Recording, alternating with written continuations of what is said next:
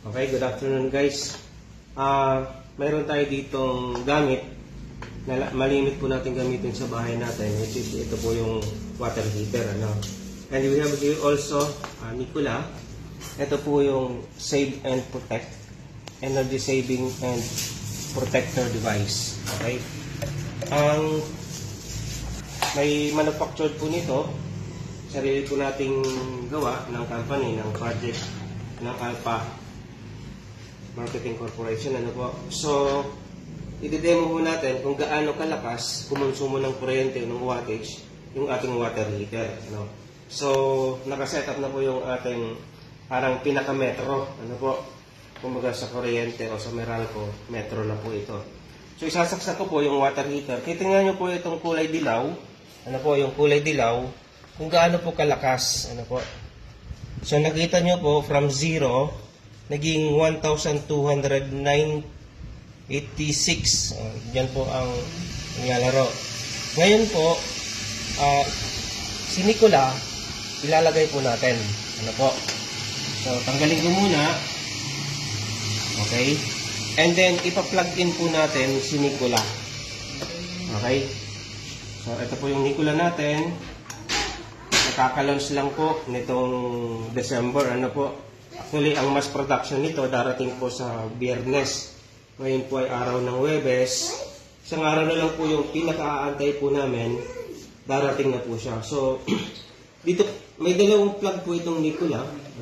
Mayroon po dito sa taas.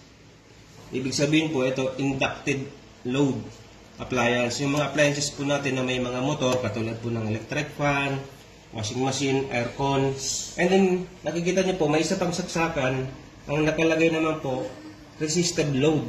Ibig sabihin, ito po yung mga appliances na ginagamit, na malimit natin gamitin, na yung mga umiinit katulad po nitong water heater natin. So, ilalagay ko po ito, sasaksak ko po ito, yung water heater natin. Titingnan natin, ano yung pagkakaiba? Doon sa ating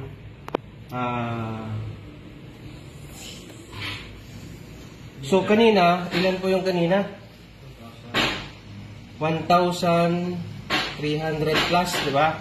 Ngayon po, 208 na lang siya. So, lagpas po na 1,000 watts ang nawala by using our Nikola Save and Protect Energy Saving and Protector device. So, nakatipid po kayo ng halos 90% sa wattage. Ayan, 208 na lang po siya kanina, 1,300 plus. Ganyan po yung kaganda ang ating Nikola. Actually, pwede pa nating palitin yan.